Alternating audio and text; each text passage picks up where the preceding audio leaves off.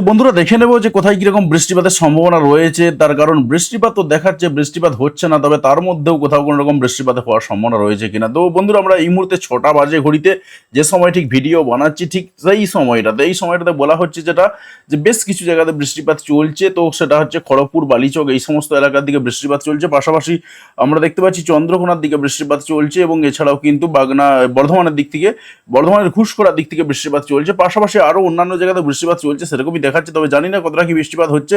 তো অবশ্যই কমেন্ট করে জানাবেন যে বৃষ্টিপাত কিরকম কি হচ্ছে, বা আপনার এলাকায় বৃষ্টিপাত পাচ্ছেন কিনা।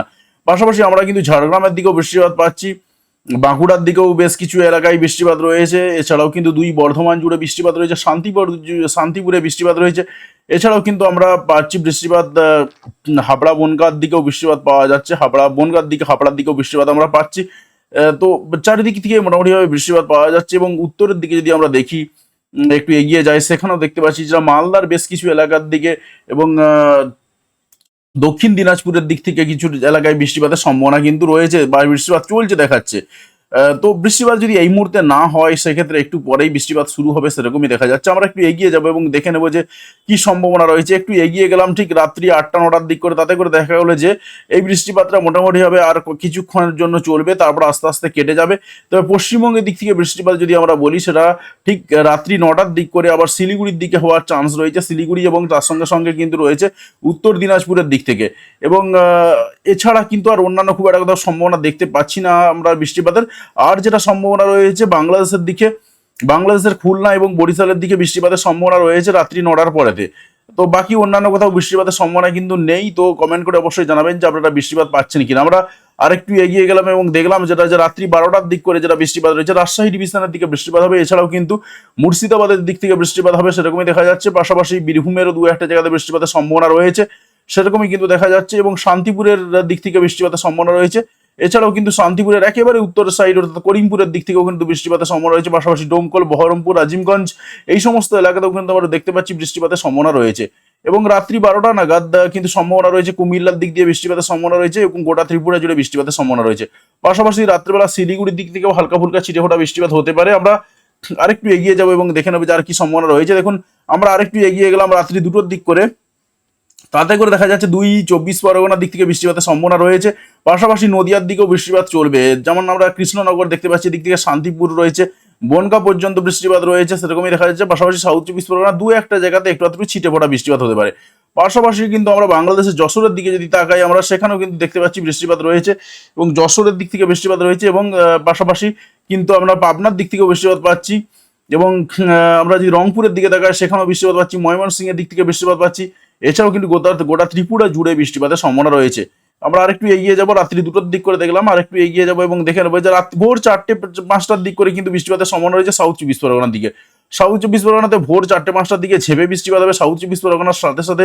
কিন্তু পূর্ব মেদিনীপুরের দু একটা সাইডে রয়েছে, যেমন হলদিয়ার দিকে রয়েছে। পাশাপাশি কিন্তু আমাদের দিকে হাওড়ারও দু একটা সাইডে, যেমন উলবেড়িয়ার দিকে বৃষ্টিপাত পাচ্ছি। তবে সাউথ 24 পরগনাতে বেশি রয়েছে, কোলাহাটের দিকে, তমলুকের দিকে, কাঁথির দিকে হালকা ছিটেফোঁটা দু এক পশলা বৃষ্টিপাত হতে পারে। পাশাপাশি বাংলাদেশের শ্যামনগরের দিক থেকে যদি আমরা দেখি, সেখানেও কিন্তু বৃষ্টিপাত পাচ্ছি। পাশাপাশি সাতক্ষীরার দিকে, খুলনার দিকে হালকা ফুলকা বৃষ্টিপাতের সম্ভাবনা রয়েছে। এছাড়া কিন্তু আর খুব একটা বৃষ্টিপাতের সম্ভাবনা অন্য কোথাও নেই।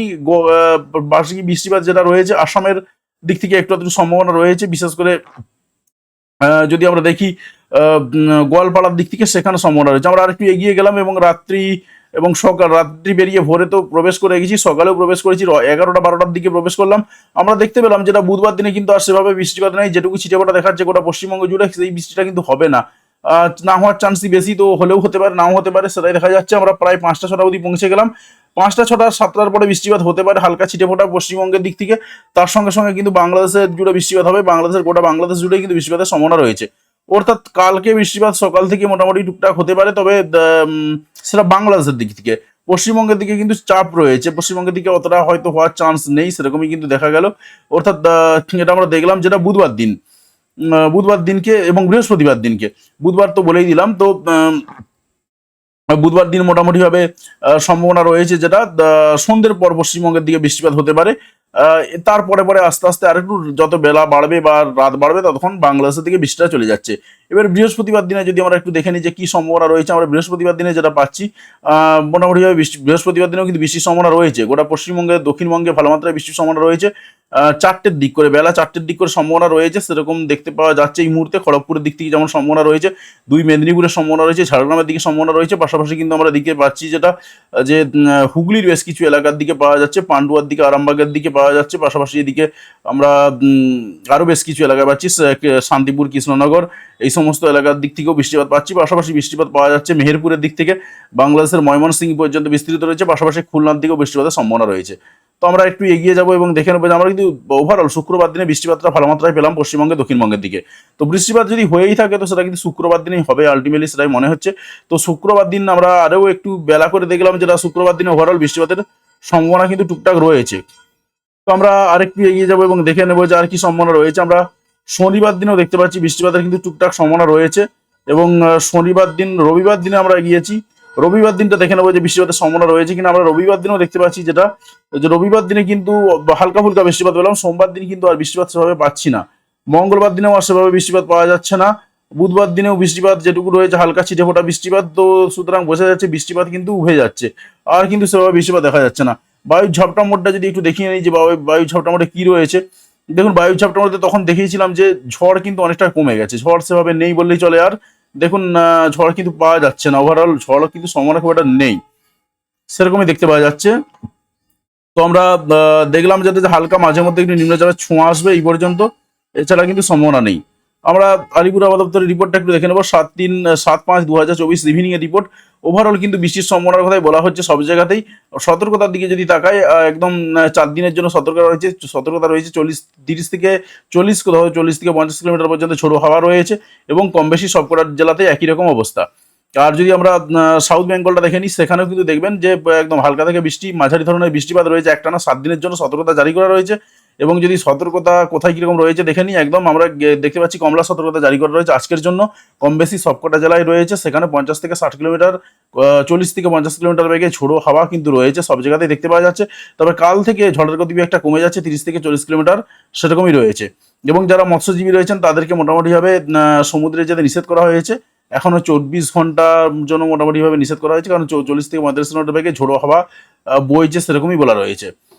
তো পরবর্তী সময়ে আরও কিছু আপডেট আসলেও আসতে পারে, মৎস্যজীবীদের জন্য সমুদ্রে যেতে নিষেধ করলেও করতে পারে। তবে আপাতত যেটা দেখা যাচ্ছে 24 ঘন্টার জন্য মোটামুটিভাবে না যেতে বলা হচ্ছে। তো যাই হোক বন্ধুরা, আশা করছি পুরো ব্যাপারটা বুঝতে পেরেছেন। তো অবশ্যই কমেন্ট করে জানাবেন যে আপনার এলাকার আবহাওয়ার অবস্থা কীরকম রয়েছে, আপনি বৃষ্টি পাচ্ছেন কিনা সেটাও কমেন্ট করে জানাবেন। তো দেখা যাচ্ছে যে আকাশে কিন্তু মেঘ অনেকটাই কম রয়েছে, আকাশে অতটা মেঘ কিন্তু নেই, মেঘ যেটুকু রয়েছে উত্তরের দিকে রয়েছে। তো কমেন্ট করে জানাবেন যে আপনার এলাকার আবহাওয়ার অবস্থা কীরকম রয়েছে। চ্যানেলে যদি নতুন হয়ে থাকেন সেক্ষেত্রে অবশ্যই চ্যানেলটা সাবস্ক্রাইব করে নেবেন, আর বন্ধুদের সঙ্গে ভিডিওগুলি শেয়ার করতে কোনোভাবেই ভুলবেন না। আর যদি ফেসবুক থেকে দেখে থাকেন সেক্ষেত্রে অবশ্যই পেজটাকে ফলো করে নেবেন। ধন্যবাদ বন্ধু ভিডিওটি দেখার জন্য।